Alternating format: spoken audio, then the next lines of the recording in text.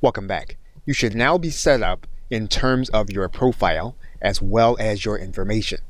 And so what we're going to do now is we're going to go to this top link that says sell on Etsy.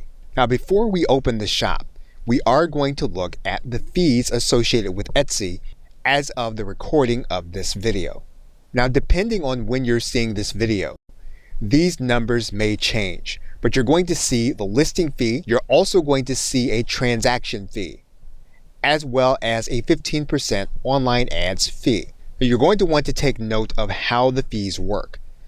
It's going to cost 20 cents in order to publish a listing to the Etsy marketplace.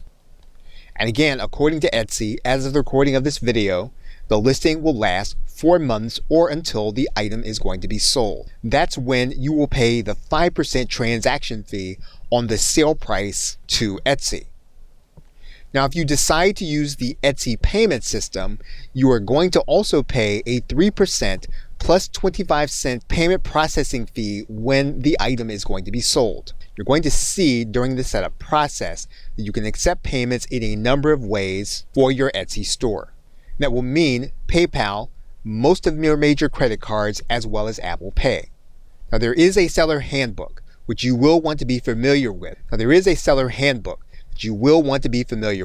Here at the bottom, again, depending on when you're seeing this video.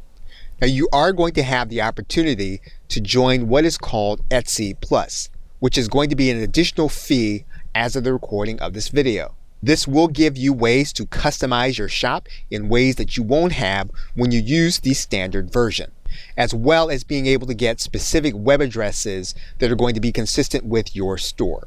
Now, we are going to start the process by clicking this button that says Open Your Etsy Shop.